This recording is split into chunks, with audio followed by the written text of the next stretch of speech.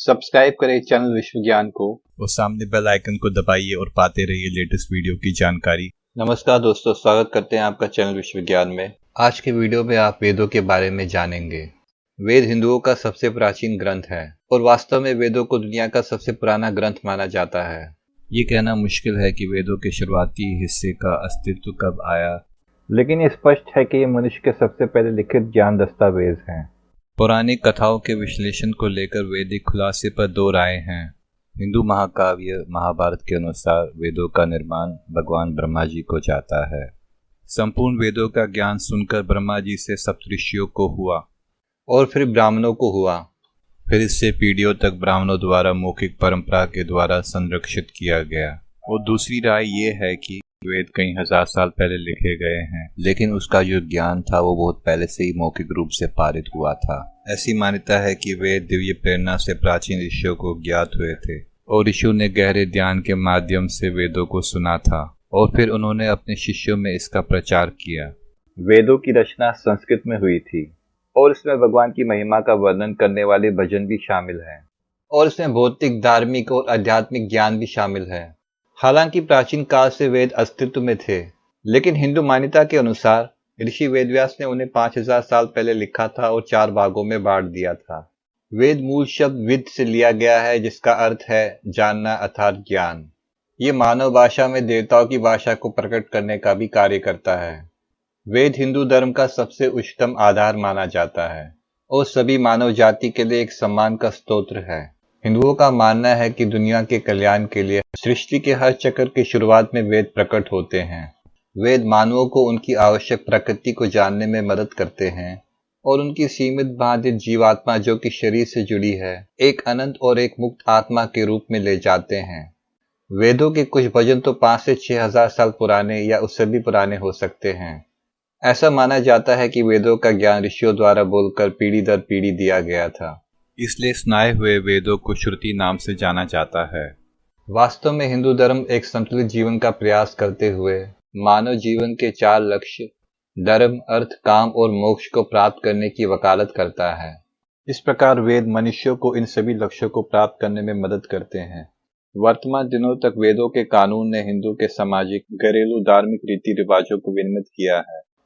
जन्म, विवाह, मृत्यु आदि में हिंदुओं के सभी अनिवार्य कर्तव्यों को वैदिक अनुष्ठानों द्वारा निर्देशित किया जाता है।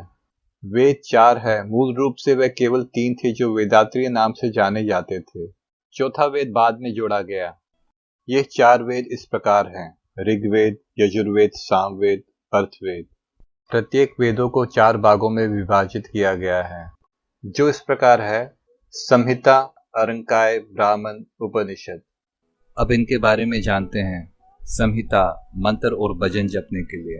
अरंकाय पूजा के अनुष्ठान और समारोह का विवरण। ब्राह्मण अनुष्ठान और समारोह की जानकारी। उपनिषद ध्यान, दर्शन और आध्यात्मिक ज्ञान की चर्चा। यद्यपि वेदों को कभी कभार भक्तों द्वारा पढ़ा या समझा भी जाता है, परंतु इस बात में कोई संदेह नहीं है कि वेद ही सनातन धर्म का आधार है जिसका हिंदू अनुसरण करते हैं। अब जानते हैं इन 4 वेदों के बारे में। ऋग्वेद मंत्रों की पुस्तक। ऋग्वेद शानदार गीतों और भजनों का एक संग्रह है और ऋग्वैदिक सभ्यता की सामाजिक, धार्मिक, राजनीतिक और आर्थिक पृष्ठभूमि पर विस्तार से जानकारी का एक मुख्य स्तोत्र है। ये किसी भी भारतीय यूरोपीय भाषा में सबसे पुरानी किताब है और इसमें सभी संस्कृत मंत्रों का प्रारंभिक रूप है। ऋग्वेद के कुछ भजन मोनोथिज्म, एक ईश्वर के अस्तित्व पर विश्वास, पॉलीथिज्म, एक से अधिक देवताओं पर विश्वास, और मोनोइज्म, एक देवता को विभिन्न मार्गों से प्राप्त करने में विश्वास, सामान्य रूप से पाए गए हैं। ऋग्वैदिक संहिता एक मंत्रों का संग्रह जिसमें 1017 सूक्त अर्थात भजन होते हैं, जो 8 अष्टक अर्थात गानों में विभाजित होते हैं, जिनमें प्रत्येक 8 अध्याय होते हैं और जो विभिन्न समूह में विभाजित होते हैं, जो कुल लगभग 10,600 पन्नों का है।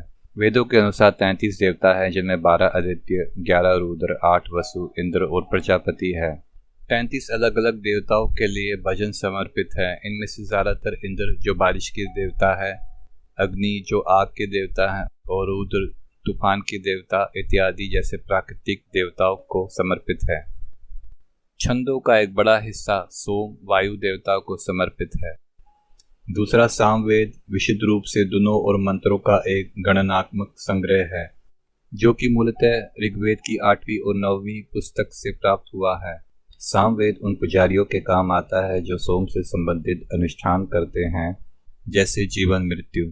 तीसरा यजुर्वेद है, जो विभिन्न अनुष्ठान की पुस्तक है। इसमें यज्ञ ज्ञान और मनोतर संग्रह है, जो धर्म की मांगों को पूरा करता है।